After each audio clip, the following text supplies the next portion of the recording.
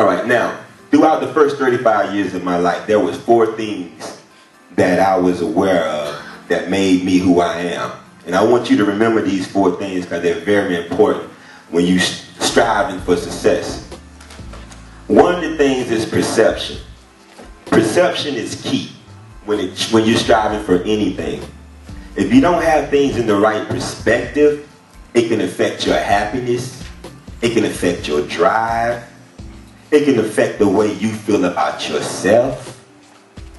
You must understand perspective, and you must know how to keep things in a positive perspective.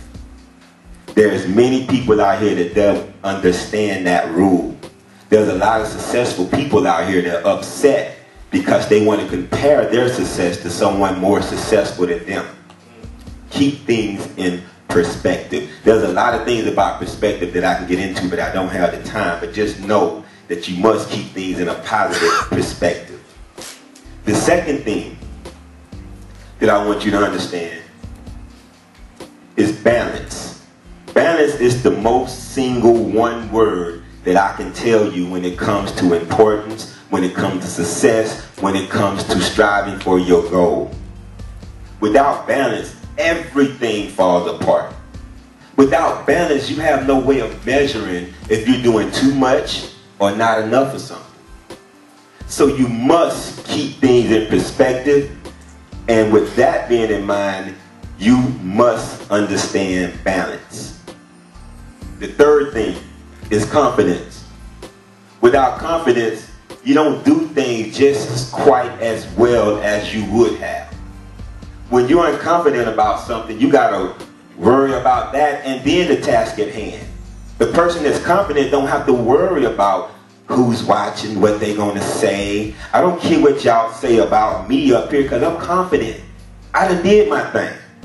So I don't have to worry about that nervousness that someone else might have when they come up here. I have confidence in me. I'm from South Carolina, a country place. And I came out to Los Angeles where the top actors, the top whatever you want to call it in the entertainment business is right here. But back home, people don't have the confidence to think that they can compete on the level out here. And if I had that same confidence, I wouldn't be where I'm at. I'm where I'm at because my confidence is I'm a man that said if you can do it, I can do it too. And I may be able to do it better than you.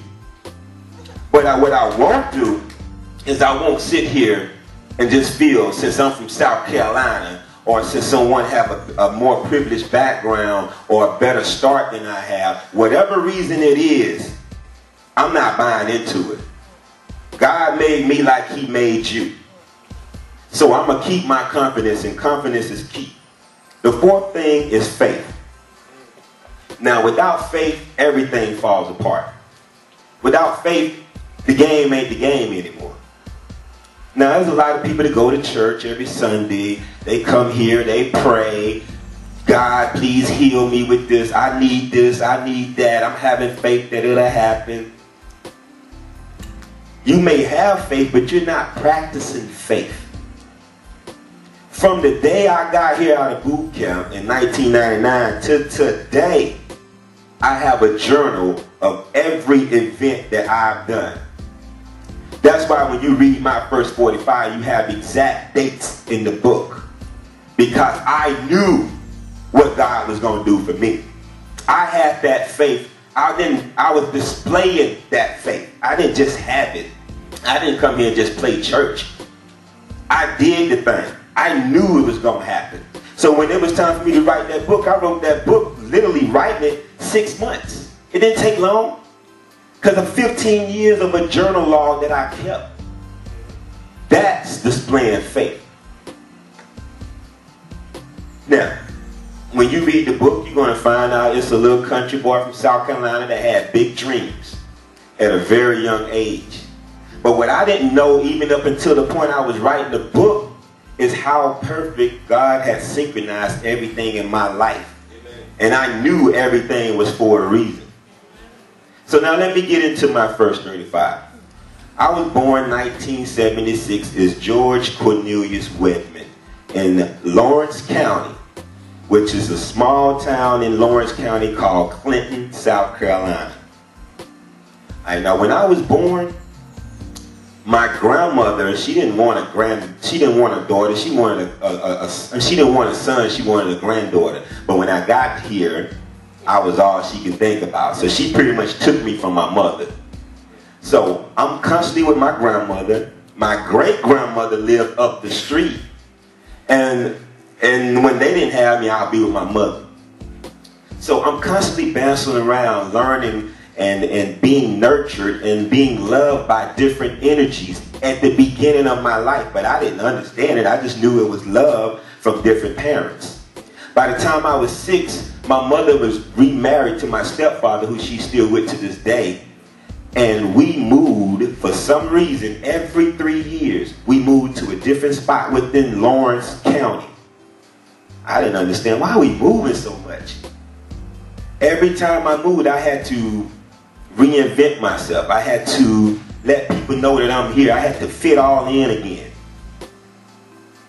So, Lawrence and Clinton, let me tell you a little bit about Lawrence. Lawrence and Clinton is 6 miles apart from a little town I was raised in.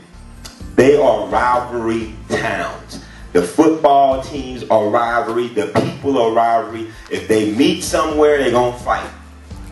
Because, and I lived in both places. I didn't have a problem with either one of them because I was a part of both sides. Now, when I was younger, I developed that I had the love for rap music. I wanted to be an entertainer. Every falling star, I would dream. I would envision myself being here in California. I would envision myself performing in front of big crowds. This was something that I envisioned constantly for 8, 9 years, from the time I was 9 to the time I was 18. That's all I did.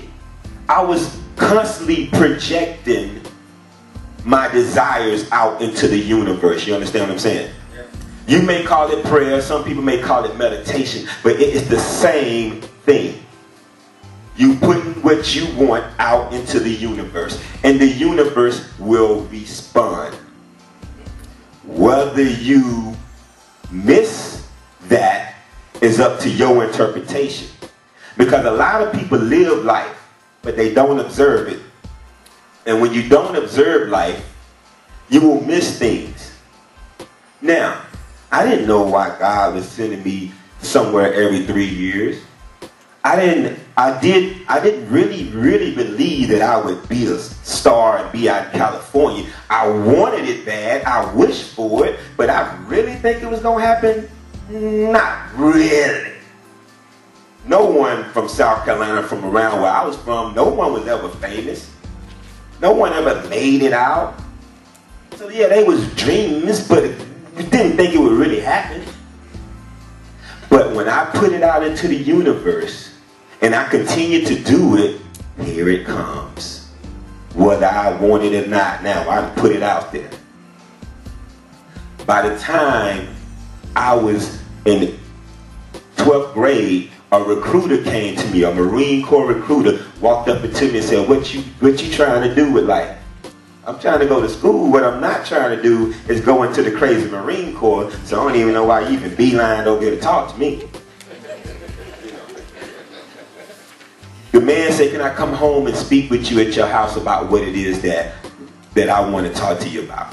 And it just came out of my body, okay, come meet with me. Because if I had to think about it, it wouldn't have happened. The man came and sat with me. Everything I wanted, he had in the Marine Corps. I wanted to play football, they had it. I wanted to go to school, they had it. The main thing is I wanted to go to California. And he told me he could send me to California. I was in. I could get to California, but I had to go to the Marine Corps first. Now, I have been putting this out there into the universe for years that I wanted to go to California. I wanted to be a star. But if I wasn't observing, and I didn't, God still had favor for me, because if it was up to me, I would have missed the answer that he gave me when it came for me to go. I'm thinking, nah, God, that can't be the way right there. They crazy. You don't want me to go that way, do you? because I do want to go to California, but not through boot camp.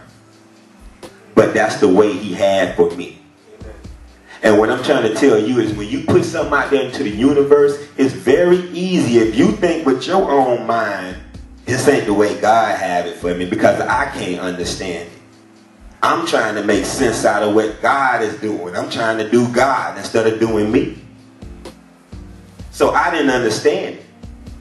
But when I wrote the book and when I started to look back at it, I knew that's what God did. Because I went to boot camp and I winded up in California. And God said, there you go. And I started to observe life even more instead of just living it. And then I started to understand that God was in control of everything I was doing. Instead of me trying to think of the way he should do it, I'm slowly developing myself to understand how God worked and not the way I wanted him to work. Now, when I was in boot camp, my senior drill instructor told us to cheat on the rifle range. You have to go shoot your rifle 2 weeks out of the 3 months that you're there. And this is real big when you're in boot camp. And the night before, our drill instructor said, well, we want you, if it's necessary for you to cheat for your friend in order for us to win this rifle range, you do it. Now, he didn't think that the opportunity was going to come where somebody actually had to cheat. I didn't think that I would actually be in a position where I actually had to cheat. But that next day came, and the scenario that he presented itself to me where I actually had to cheat on the rifle range. Now, all kind of stuff broke out after that. I'm in big trouble. My drill instructor come to me saying, I can really be in trouble if you tell people I told you to cheat. So I'm being threatened to be recycled in boot camp, which is not an option for me. I done been there 2 months. You're not about to take me and tell me I got to start over. I'm crying. I'm terrified. But I continue to protect my drill instructor. I asked God, why are you putting me through this? God, I already came to the Marine Corps. I'm here. Why are you going to put me in this mess? Why I'm going through this? Now, I mean, they would call me at 3 in the morning up to the big bosses, the big master sergeant's office at 3 in the morning just to interrogate me, just to see. I mean, this done happened 2 weeks ago. We still doing this. But when it was over with, there are 86 troops that was in the Marine Corps in my platoon. Only 6 of them got promoted out of boot camp. I never gave up my drill instructor, and I was promoted out of boot camp. What am I saying? I'm sitting here not understanding how God works. So I'm sitting here complaining, why are you putting me through this, God? Why am I going through this mess? Why am I even getting caught up into this? But when it was over, on the other side of it, I was promoted out of boot camp. So I'm starting to get it now. I still don't have it, but I'm starting to get it. That no matter what I do or what I say, God is in the driver's seat. You just ride. So I get out. I'm a Marine now. I'm in California. I'm doing what I want to do. I'm going to school. I'm in sunny California. I have a job in the Marine Corps. I'm starting to get it. I know that it's destined now. I put it out into the universe so much that it had to happen. So now I'm doing my thing. I'm throwing parties. I'm performing. That's what I wanted to do. And I'm doing it. I'm making a name for myself. I got 3 years in. I got 1 more year left. And I can get out of the Marine Corps and move up the road 80 miles to Los Angeles. And it's on.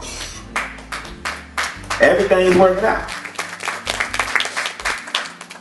But that 3rd year, they sent me to Okinawa, Japan. And I'm like, now God, hold on, Jesus, hold on. We need to have a hug. Now, you know, I've been here 3 years and I just need this last year here in California so I can transition easier to Los Angeles. I can get my place. I can even probably start auditioning. I can do all these different things. Why are you going to send me to Okinawa for a year? That's going to take me out of the country for a year. I didn't understand it. I was mad. I was hot. I figured that God played a trick on me this time. You've been so perfect up until this point. When I went to Okinawa, Japan, I fought everything hand, tooth, and nail. I peeled it. I did everything I could not to go to Okinawa. When I got to Okinawa, I completely took over the island. Completely took over the island. That ain't being arrogant. That's for real. I did so much on that island that I had to leave before I got in trouble. It developed my skills as an entertainer, as a leader, as a person, more so than I could have ever gotten if I would have stayed in California. When I was over there for my 14 months and I discharged and came back to California, I knew without a shadow of a doubt that God was in control of everything. Amen. Amen. Now I was a little nervous because I was by myself, but I was never scared. Because he had done so many things up until this point that I knew I was going to be on TV at some point. I knew I was going to put a record out or be on the radio or go on tour. I knew it was going to happen.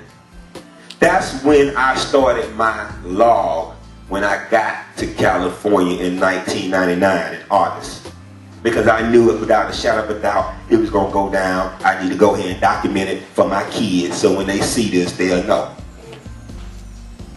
So when I got to Cali, I displayed faith that I was continuing on my mission. There are some friends here in the audience right now that's done the same thing. They left their small town or where they was from to leave your comfort zone to go out and get what you want.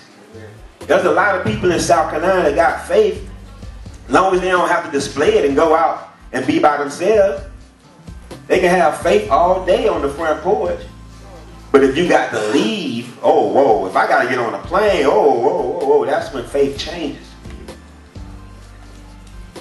If you want to be halfway with faith, then expect to be halfway with your blessing. You understand? Yes. So, I'm now knowing that God is in control of everything at this point.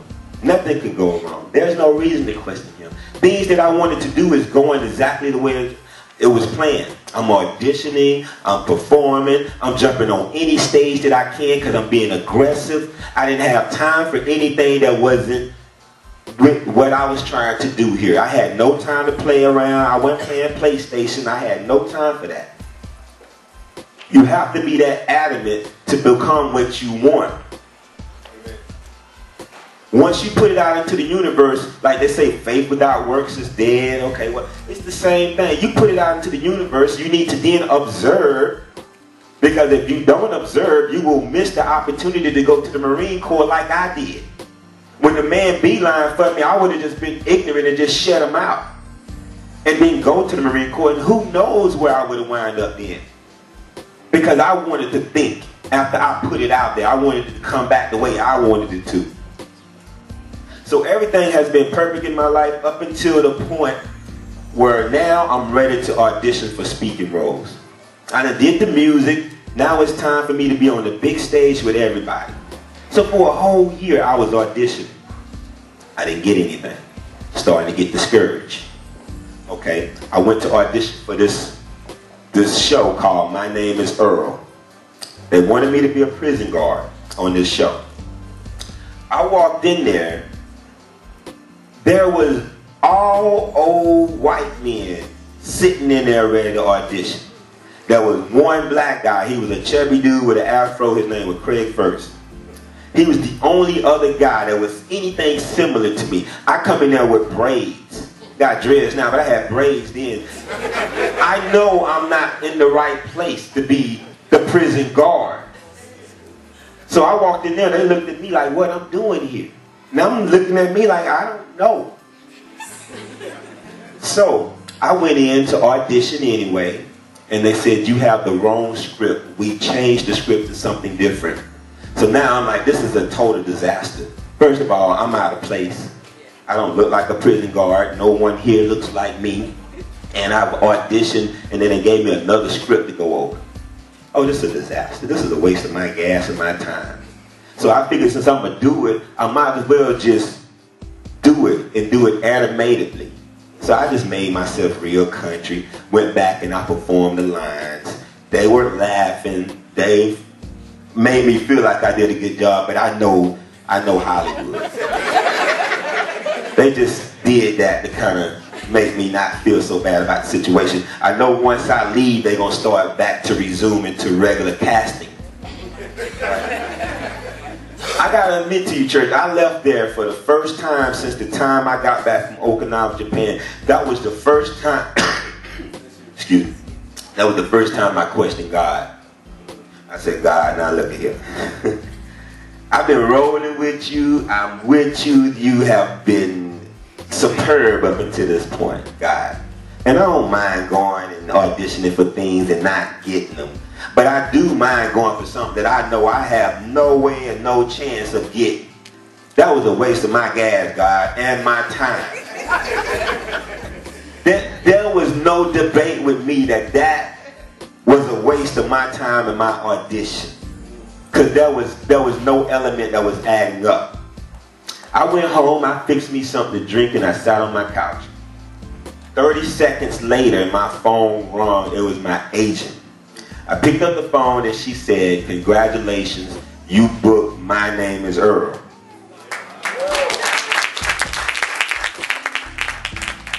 I was speechless. I couldn't say anything. But I heard God, he wasn't speechless. And he said, boy, don't you ever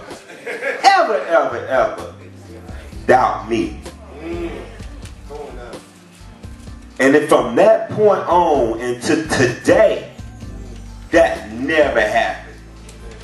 Now you can come here to church and you can pray and you can preach and you can ask God for things. I don't do that anymore because it's irrelevant for me to ask God for stuff.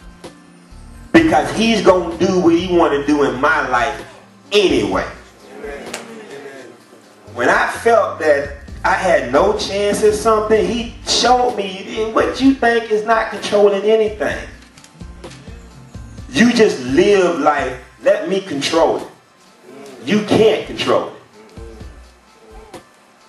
So I don't do that anymore because I'm locked in. I don't just look for the good things from God. I look for whatever you're going to give me because I know by now it's all meant to be. Now, there's a lot of y'all right now that's been praying and in there with God, but you're not observing life. You may be missing things. You may want things to be the way you want them to be. Same as I did, but I observed life enough to realize that I got it wrong.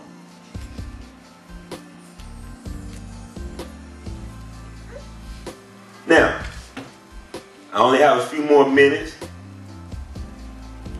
I'm just saying, once I learned how God worked at that point, it was all good.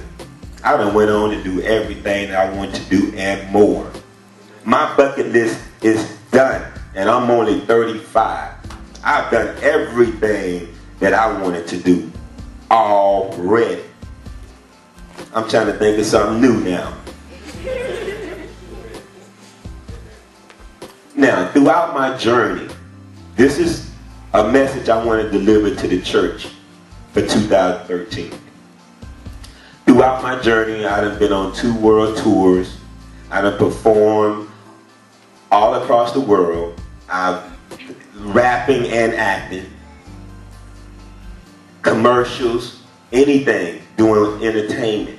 I'm a writer. I done wrote 5 movies. I done wrote 4 TV shows. So I do a lot of things, not just this book. But God's been with me through all of this. And I constantly speak to him. And when I was growing up in Lawrence and Clinton, and they were rivalry towns, I loved Clinton when I lived in Clinton. I love the people, I love the culture, I love the football team. When I moved to Lawrence, I love Lawrence. I love the people there. I love the football team there. I graduated from Lawrence.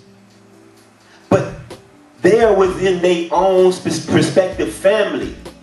So they only knew about themselves and their own organization, their own box. Lawrence was the same way. but I knew about both sides. I had a better understanding about the relationship and about them than any one of them. Now, I'm going to tell you, you'll see it in this book. I visit lots and lots of different churches. We was on our way to Church on the Way when we stopped and seen all you beautiful people. Church on the Way is right here on Sherman Way. They have a very big, diverse crowd. I go to normally Bishop Blake's church, which is a huge, predominantly African-American church. I've been to Catholic churches. I've been to Jehovah's Witness churches, which was different for me now because they passed the microphone to people and let folks talk out there. I didn't know you could do that. But still, they were God's people, and they loved God too. That's the one thing that when I go around to other churches and when I speak to other people that love God, they're so full of vigor, they're so full of God, they're so good, you're so blessed, until somebody disagree with you. Oh my God, that's when everything comes down. That's when y'all gangster then. You don't, what? You, hold up. You done change your whole attitude, but it's all peace and loving in Jesus, yes. Long as you believe what I believe, we good. Long as you on Team Clinton, we good. But if you on Team Lawrence, we fight. Every time I go and speak to somebody of faith, there's one thing that they have in common, and that is that they are the only way to God and everybody else going to hell. Every other religion is wrong except their religion. That is a matrix. That is a matrix. To hate someone else that loves God just as much as you, I choose not to participate in that. Because at a young age, God bred me by taking me from my grandmother to my mother to my father to all them to understand and to love different energies. Okay? When he was moving me around every 3 years to Lawrence and Clinton, he was showing me that, country, I don't want you to be in a box. I want you to overstand. I said overstand the process. So I learned to love all denominations. I learned to learn all forms of religion. I learned to learn all people that love God. Now, y'all, this is a prime example for this church. Because this is a good Christian church. Everybody come here and they fellowship. We good. Everything is good here. We all love the Lord. But it's a Hispanic Christian, Catholic church right on the other side of the walls. How many times have we asked them to fellowship together, even though we don't understand Spanish that well? I don't understand some of y'all that well. Some of y'all don't understand me that well. But if I was to be ignorant and say, oh, I can't understand him, I ain't going to go to their church, I'm not like that. Because God ain't like that. All y'all come here to seek God. So I'm going to sit here and fellowship with y'all. But one day, country might come down those steps and walk right into that Catholic church. Why? Because I love people that love God. And I'm not about to sit here and try to separate myself from other people that love God. Now you can sit there and feel better about yourself by putting down other people that love God. But that ain't my message for 2013. My message for 2013 is to tear down the walls of division. Tear down the walls of different religion when we all love God. That's where I'm at with it. That's where I'm trying to overstand and be. I'm not trying to be a divisive person. I'm trying to be inclusive to anybody that loves God. I'm telling you, you're not balanced if it's all about you in your little circle. If you only Team Clinton or you only Team Lawrence.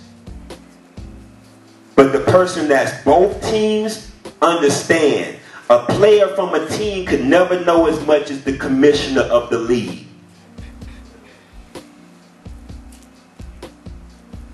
So yeah, I'm here to fellowship with y'all.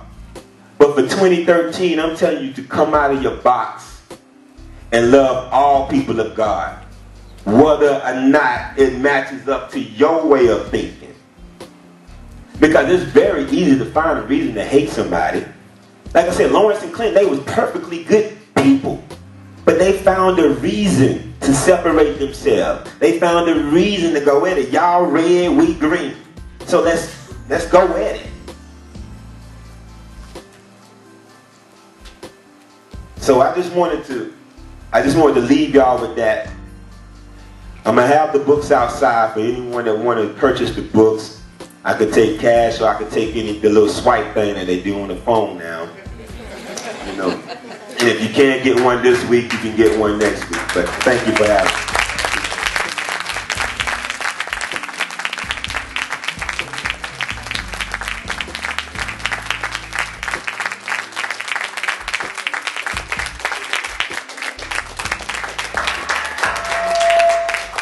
Amen. I think we should give a little clap of him.